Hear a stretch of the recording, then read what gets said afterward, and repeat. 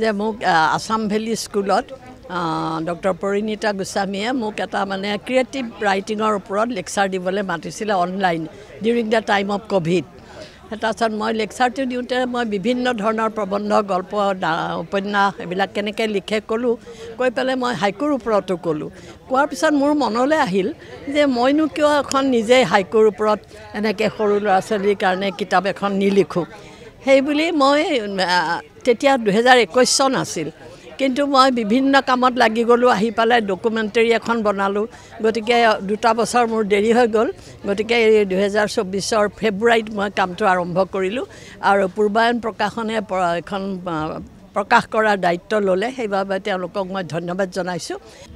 মানে আজকে আমরা এখানে গ্রন্থমেলার সভাগৃহে আমরা আজকে ডক্টর অপর্ণা পুজল বড়ুয়া বাইদোর একটা হাইকু জাপানিজ কবিতা স্টাইল, এটা বাংলা মানে বাইদো ক্রিয়েটিভিটি, আর আমরা মানে 3 জন মিলে এটা ভাষা বিভিন্ন ভাষায় আমরা আমি বাংলাতে করেছি এবং হিন্দিতে একজন করেছেন এবং ইংরেজিতে একজন করেছেন। আমরা 4টা ভাষাতে গ্রন্থটি আজকে উন্মোচিত হলো।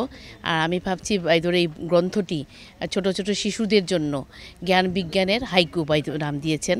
তো এটাতে আমি ভাবছি যে মানে সাহিত্যিক সমাজের সাথে সাথে বাচ্চাদের মানে সাধারণ জ্ঞানও কিছুটা উন্নতি লাভ করবে এবং সহজ সরল কথাগুলা বাচ্চারা সহজে বুঝতে পারবে।